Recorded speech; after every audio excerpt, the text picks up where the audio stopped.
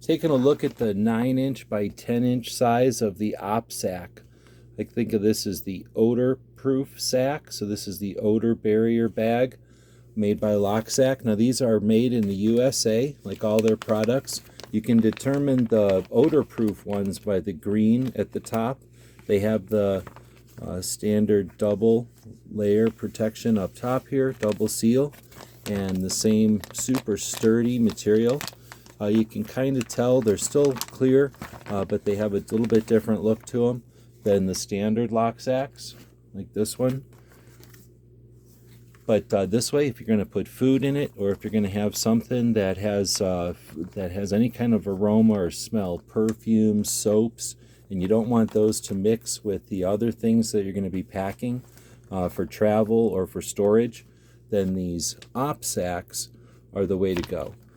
I get them in the 10 or the 9 by 10 size because this is large enough to put half a bag of chips. It's large enough to put the ingredients for lunch, more than just 1 or 2 items, without being a huge bag to have to manage. So this is the OPSAKs and how we use them. Hope that helps.